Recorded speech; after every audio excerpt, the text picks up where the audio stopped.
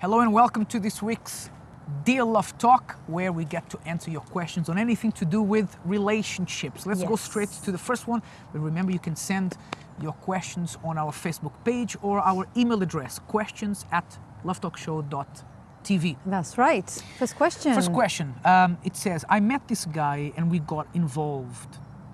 He's not usually my type and we have different plans for the future, but we still ended up liking each other. The problem now is that I'm pregnant and I do not know what to do. Very well. I don't want to cry or make you cry over spilt milk, because now that you're pregnant, of course, you have a child on the way. You're going to have to deal with that and be the best mom you can be. Mm-hmm. But you know, some things in life, even though you can't rewind and go back and do things differently, the only thing you can do from that experience is learning. If anything, you have to learn.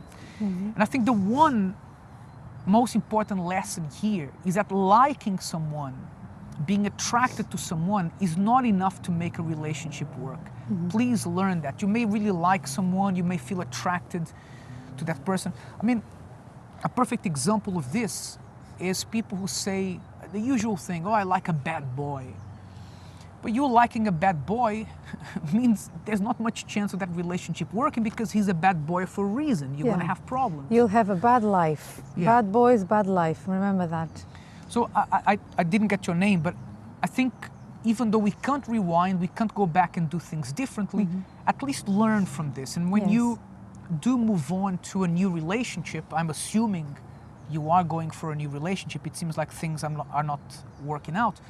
That you will look for someone that you will like, but also that you can see yourselves as a couple being together in the future. And also for the singles out there who are watching this, what can you learn from this? You can learn the following. If you are sexually active, even though you're not married, you should protect yourself, because you don't want to end up with an unwanted pregnancy when you are not ready for it. Because the child, it's not the child's fault that you have to now, you know what, I have to be a mom because it happened. No, a child needs a family. A child needs stability. So singles out there, remember to protect yourselves, okay? And better than protecting yourselves is making sure you really know what you're doing. So absolutely. When I say really know what you're doing, is know that you are going to be in that relationship, that relationship has a future. Remember to think about all these things. You know, having a relationship is a serious thing. You need to know you're ready. Yeah. Right, Second question, it says, I have been waiting for the one for over 10 years now, and I am keeping myself for that special person. I take pride in who I am, and I am strict with what I want. I am now getting impatient because I don't see anyone my age with the qualities I want. What do you advise me to do? Now, this is from our seminars, our weekly seminars. So what should you do? Basically, waiting is not enough anymore. You've been keeping yourself. There are very good qualities here. You've been keeping yourself for the one. You know what you want, and you are looking. You are ready and available. However, like everything in life, you need to update yourself, you know, mentally, physically, in every single way. You can't expect people to be the same as 10 years ago, 2 decades ago. People change, so perhaps you need to be less strict with what you want. And when I say that, I don't mean that you have to settle for less because you know it's taking too long. No, not at all. You know what you want. However, people who know what they want and are very strict with what they want, they tend to go overboard with other things. So maybe someone approached you already along these years, people approached you, but maybe you didn't see the final product, so you said no thanks. Yeah.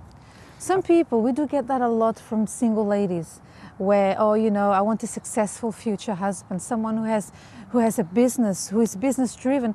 But then how many successful businessmen started with a 9-to-5 job, and because of their marriage, the wife and him together, they fought together, and now they have a business. Be careful for you not to look for something that doesn't actually exist. Exactly. Sometimes you set the bar so high that nobody can jump over that bar, not even yourself. But you think, even though you can't jump over that bar, that everyone else should. So we're not telling you to change your mind from what you want. You should still look for someone that it's the kind of person Be you're realistic, looking for. yeah, be realistic. But understand that everyone has flaws, understand that no one is a finished product, and be ready that if the person is not the finished product, you can work together with that person to become the people you want to be. And also, just to finalize, we're probably out of time as usual, sorry.